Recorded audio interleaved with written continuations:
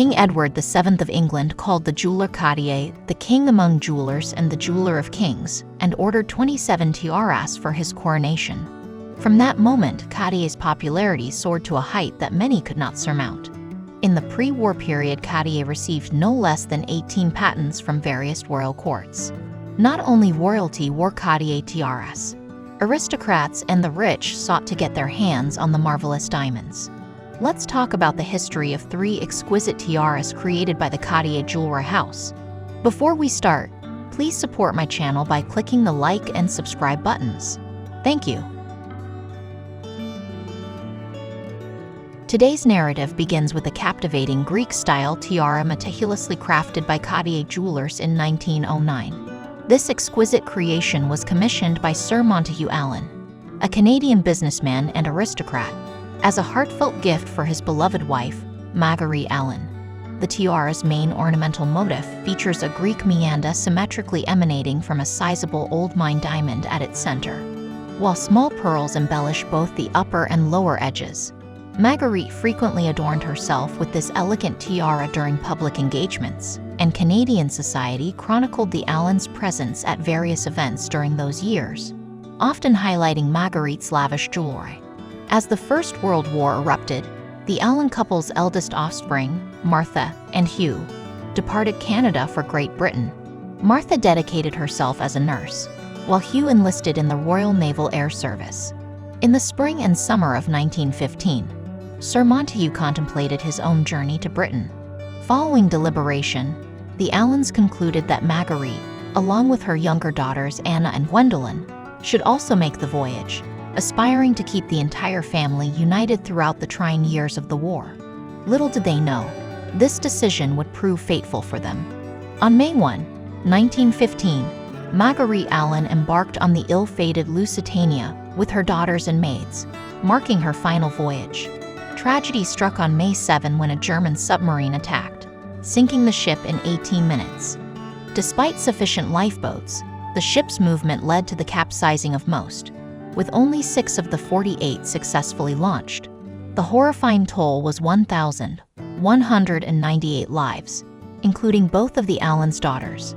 Margaret and her daughters, along with maids, tried to escape the sinking ship but resorted to jumping into the water. The liner likely dragged the children, preventing them from swimming out, while Margaret and her maids were rescued by a lifeboat.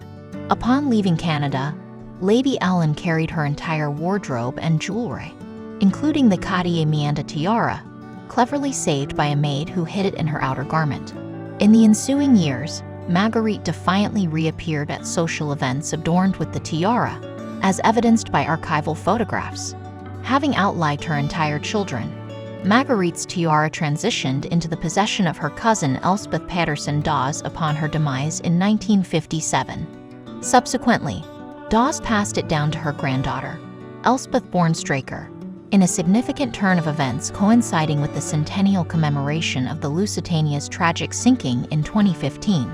Elspeth born Straker opted to part ways with Allen's tiara, consigning it to a Sotheby's auction where it fetched an impressive $868,000. The buyer at this auction was Jewelry House Cartier, which now reverently preserves the tiara within its collection of historic jewels. In the early decades of the 20th century, Louis Cartier earned renown for various accomplishments, notably his exceptional platinum tiaras. Distinguishing himself, Cartier pioneered the use of platinum over traditional gold and silver, a choice driven by its lighter weight and increased strength. This innovation enabled the intricate incrustation of a multitude of stones, resulting in jewelry that appeared to be composed solely of diamonds. Among these masterpieces was the extraordinary tiara fashioned in 1907 for Marie Bonaparte, taking the form of an olive wreath. The prevalence of gold wreaths in ancient Greece and Rome experienced a resurgence in the early 19th century during the Empire period, a trend that persisted into the following century. Throughout the 19th and early 20th centuries, jewelers crafted an abundance of tiaras featuring laurel, olive, oak, and flower wreaths. In particular, Marie's diamond olive wreath served as a striking tribute to her illustrious lineage, being the great-granddaughter of Lucien Bonaparte, brother to Napoleon Bonaparte. Marie was presented with the exquisite diamond olive wreath on the occasion of her wedding to Prince George of Greece and Denmark in 1907. In anticipation of the joyous event, this tiara, alongside various other wedding gifts, was publicly exhibited for viewing several weeks prior to the matrimonial ceremony. Every leaf comprising the wreath boasts an opulent covering of diamonds, with the 11 prominent stones artfully fashioned as stylized olives, providing the option for substitution with rubies or emeralds. Notably, the central pear-shaped diamond, a focal point of the ensemble, was detachable, and Marie opted to replace it with a dazzling diamond star at a later date.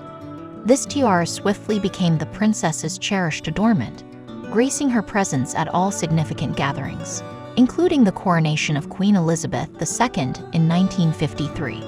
Following Marie Bonaparte's passing, her only daughter, Princess Eugenie of Greece, inherited the tiara. Upon Eugenie's demise in 1989, ownership transitioned to her daughter, Tatiana Radziwill, who eventually chose to part with the tiara through auction. The fortunate acquirer of this regal piece was none other than the Albion Art Institute.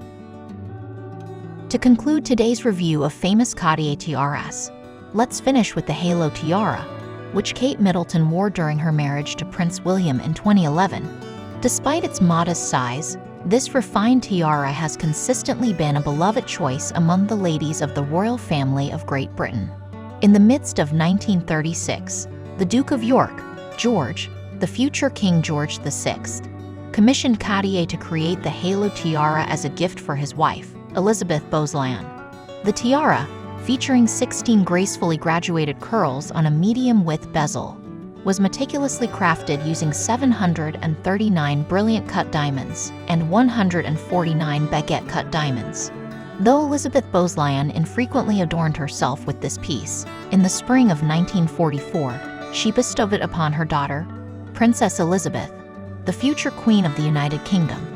Perhaps it was during this time that a tradition emerged, designating this tiara for wear by young princesses exclusively until their marriage, a choice dictated by its lightweight, graceful design, perfectly complementing the charm of youthful princesses. Although Queen Elizabeth herself never wore the tiara, she often lent it to her sister, Princess Margaret, who adorned it, notably on the day of Queen Elizabeth's coronation in 1953. The tiara's subsequent owner was Queen Elizabeth's daughter, Princess Anne, who donned the tiara only until her marriage. Princess Anne's final appearance wearing the tiara occurred in March 1970 during the royal tour of New Zealand, accompanying Queen Elizabeth II and Prince Philip. After this period, the tiara entered storage for several decades, reappearing on the global stage on April 29, 2011, during the wedding of Prince William and Kate Middleton. On this momentous day, many anticipated seeing Kate adorned with the Spencer tiara. However, the royal family chose the halo tiara. This selection could carry symbolic significance linked to the tiara's historical narrative. The first two owners, upon receiving the tiara, ascended to queenship shortly afterward. Kate Middleton, marrying the Crown Prince, not only assumed the title of Duchess but also secured her position as the future Queen of Great Britain, an aspect possibly underscored by the choice of the halo tiara. Thank you for watching this video. Share your impressions in the comments and support our channel by subscribing and liking. Thank you.